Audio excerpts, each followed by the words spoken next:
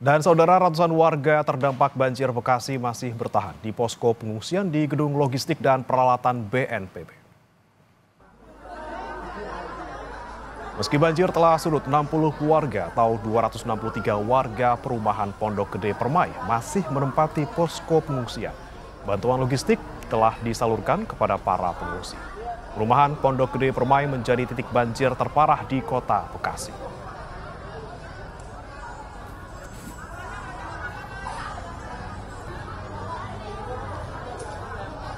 Sementara itu, saat mengunjungi pengungsi korban banjir di Pondok Gede Permai, Bekasi, Jawa Barat, Menteri Perumahan dan Kawasan Permukiman Marwarar Sirait bilang akan merelokasi warga di perumahan Pondok Gede Permai.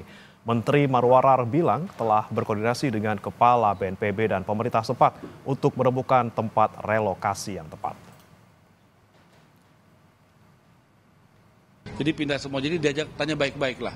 Jadi tanya baik-baik, saya rasa masyarakat di sini mungkin 1-2 hari lagi boleh Pak Kepala BNPB sama Pak Wali Kota ditanya baik-baik ya.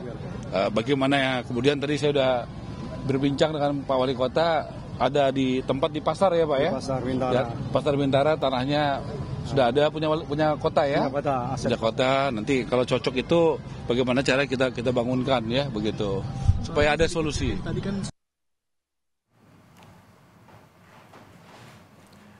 Ya, dan saudara, kita akan sapa jurnalis Kompas TV Renata Pangalo dan juru kamera Anggi Mendarwan yang berada di Mega Bekasi Hypermall. Selamat pagi Renata, kenapa air masih merendam kawasan mall di hari ini? Apakah tidak ada alat pompa yang dioperasikan di sana?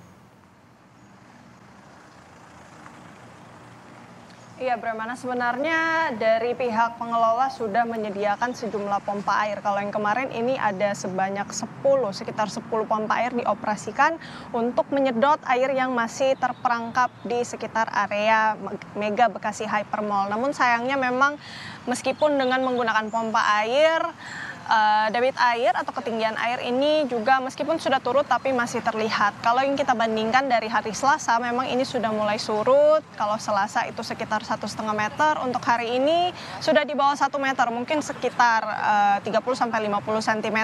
Tetapi memang dengan adanya air yang masih terperangkap di sekitar area mall, maka sejumlah kendaraan, mobil maupun motor ini masih terparkir di lapangan parkir menunggu pemiliknya untuk mengambil. Selain kendaraan juga tentu lantai dasar atau basement dari Mega Bekasi Hypermall ini juga masih terendam.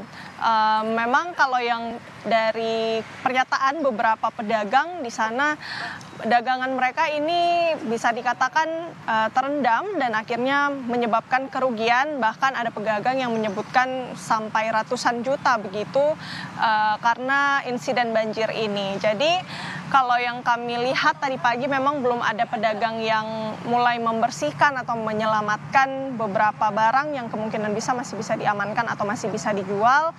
Tetapi kalau untuk pagi ini belum ada.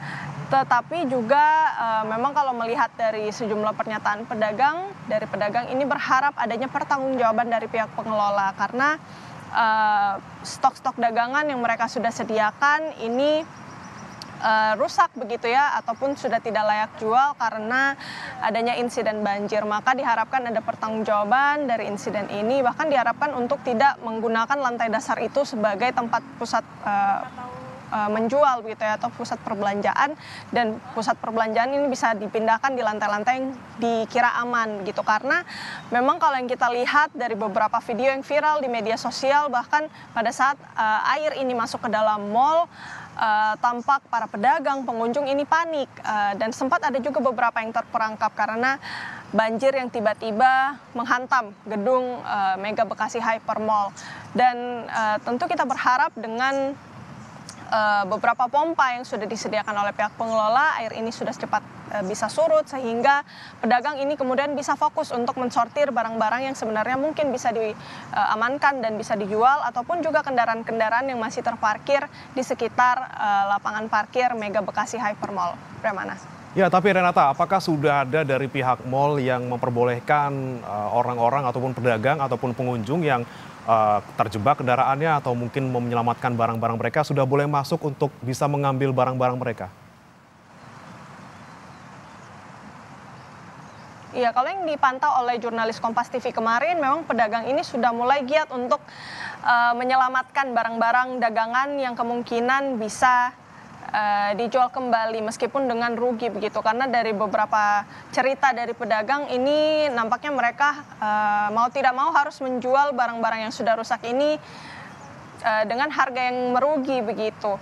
Tetapi memang untuk boleh tidaknya menyelamatkan sebenarnya kalau yang kita lihat kemarin sudah boleh. Jadi namun untuk pengunjung begitu kalau dari pernyataan dari pengelola memang belum bisa mengunjungi mal karena operasional mal ini kemungkinan besar akan berhenti seminggu ke depan. Jadi masih wait and see dulu karena memang kalau dari tinggi muka air ini masih cukup tinggi ya, belum surut semua, sekitar 30-50 cm, bahkan masih ada mobil dan motor yang terperangkap. Tentu pemilik-pemilik kendaraan ini juga masih pikir-pikir lagi untuk mengambil kendaraan mereka, karena memang kalau yang kita perhatikan di sekitar lapangan parkir juga ada beberapa sampah, kemudian juga ada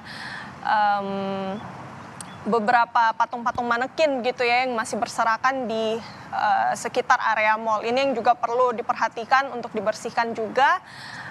Dan tentu kita berharap beberapa hari ke depan ini baik itu pemilik kendaraan ataupun pedagang ini bisa segera mengevakuasi barang-barang miliknya. Dan tentunya untuk pedagang bisa mendapatkan keadilan, ada pertanggungjawaban dari pihak pengelola. Kembali kepada Anda, Bremana. Baik, terima kasih rekan Renata Panggalo melaporkan langsung dari Mega Mall Bekasi, Jawa Barat. Selamat bertugas kembali.